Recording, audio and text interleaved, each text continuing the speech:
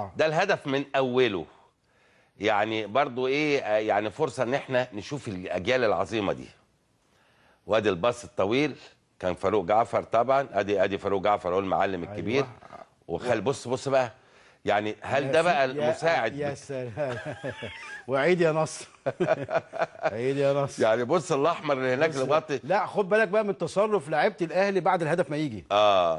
لو لقطه مين بقى اللي هناك؟ هتلاقي ماهر همام على ما اعتقد ماهر همام. ده لغايه ما نزلت الكره على الارض مفيش تسلل. تصور كان ماهر همام ومصطفى يونس. وادي المعلم حسن شحاته بشماله. وادي اكرامي. بص لعيبه الاهلي وقوف تمام، ولا حد قال رفع ايده ولا جري على اللاين ولا اي حاجه. في الاول ايده اترفعت بقى لما حسوا ان حامل الرايه بيرفع الرايه. مظبوط. دي بطوله هدف دوري. هدف بطوله. لان تقريبا الاهلي كان سابقنا ببونت وكان لازم احنا نكسب. والتعادل يكفي الاهلي. والتعادل كان يكفي الاهلي. التعادل يكفي الاهلي. ايوه.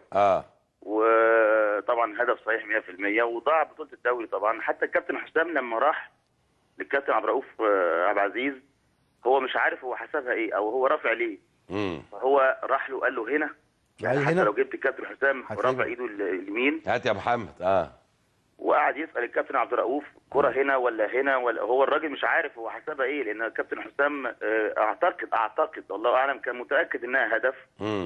في نفس الوقت طبعا كان رايح للكابتن عبد الرؤوف، بيساله ساعتها.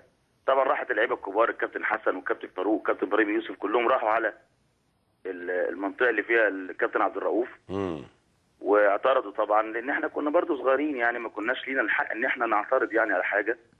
والكابتن حسن فرح، راح للجماهير طبعا الناحيه الثانيه، وراه عادل عبد الواحد اعتقد، وكل ابراهيم يوسف راح للكابتن عبد الرؤوف. وحتى لعيبه النادي الاهلي كان ربيع ياسين اعتقد حاط ايده على دماغه.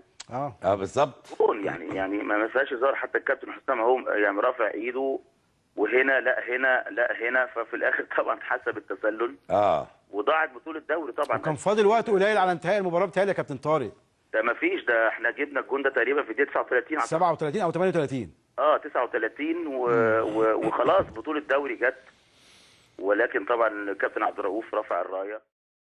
دي ضيعت بطوله طبعا. كانت اول بطوله، كانت بعد فتره برضو طويله من العناء يعني. لكن طبعا رايه الكابتن عبد الرؤوف ربنا يديله الصحه طبعا.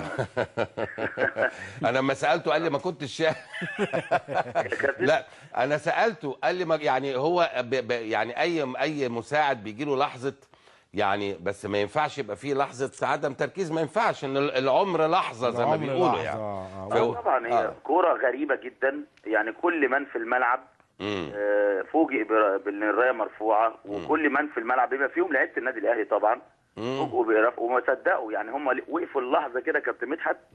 كله طبعا حط ايده على دماغه، وكله خلاص سلم انها هدف. وفجاه لقوا الرايه مرفوعه، راحوا جاريين كلهم على كابتن محمد حسام. كابتن محمد حسام طبعا رايح على عبد الرؤوف كابتن عبد الرؤوف عزيز، وبدات بقى الحوارات.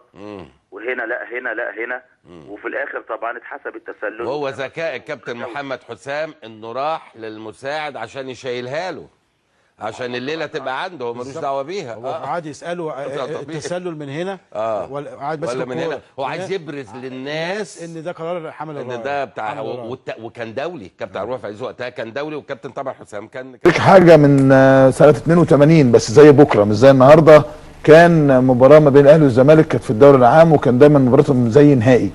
حسن شحاته اللاعب بقى سجل هدف رائع جدا، ولكن الحكم عبد الرؤوف عبد العزيز كان مساعد، رفع الرايه. بص اللعبه دي يا ابراهيم، رفع الرايه وبناء عليه الغى محمد حسام الحكم الهدف. بص الجون جاي منين؟ ايه ده؟ اتحسب اوف سايد. ده هتلاقي كان دي واقفه كده بتاع خمسه مغطيين. ده كان عنده شد.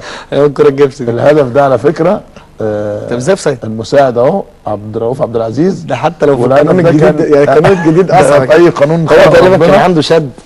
وفي واحد وقع جوه الجون. كمان كله جوه. مفيش مشكله خالص. اتحسبت تسلل. الهدف ده على فكره نقل البطوله من النادي الاهلي لنادي الزمالك، لكن اخطاء الحكام بحاجات غريبه جدا. سالت الكابتن عبد الرؤوف عبد العزيز، قال لي انا مش عارف رفعت الرايه ازاي لحد دلوقتي، لحد النهارده كده. رفع ايده ولا جري على اللاين ولا اي حاجه. في الاول ايده اترفعت بقى لما حسوا ان حامل الرايه بيرفع الرايه. مظبوط. دي بطوله هدف دوري هدف بطوله. لان تقريبا الاهلي كان سابقنا ببونت وكان لازم احنا نكسب، او التعادل يكفي الاهلي، والتعادل كان يكفي الاهلي. التعادل يكفي الاهلي. ايوه.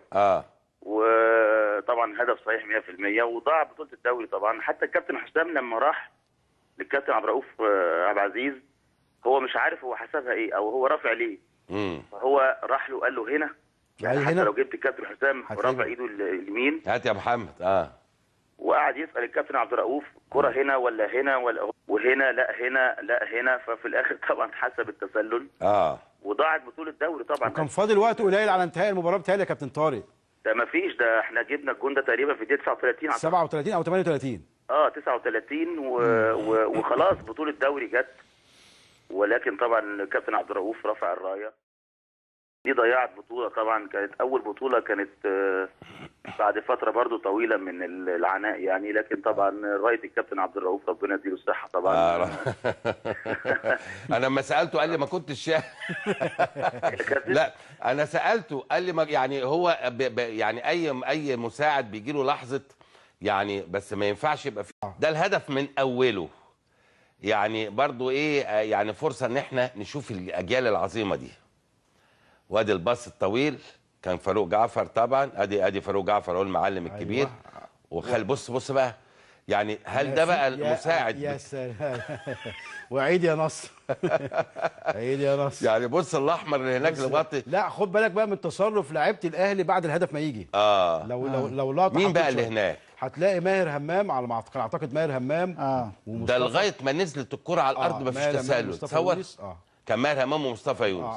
وادي المعلم حسن شحاته بشماله. هدف. بص لعيبه الاهلي وقوف تمام، ولا حد قال في لحظه عدم تركيز. ما ينفعش ان العمر لحظه زي ما بيقولوا يعني. طبعا هي كوره غريبه جدا يعني. كل من في الملعب فوجئ بان الرايه مرفوعه، وكل من في الملعب بما فيهم لعيبه النادي الاهلي طبعا فوجئوا برفع وما صدقوا يعني. هم وقفوا اللحظه كده كابتن مدحت، كله طبعا رفع حط ايده على دماغه، وكله خلاص سلم منها هدف. وفجاه لقوا الرايه مرفوعه، راحوا جاريين كلهم على كابتن محمد حسام. كابتن محمد حسام طبعا راح رايح على عبد الرؤوف كابتن عبد الرؤوف عزيز، وبدات بقى الحوارات.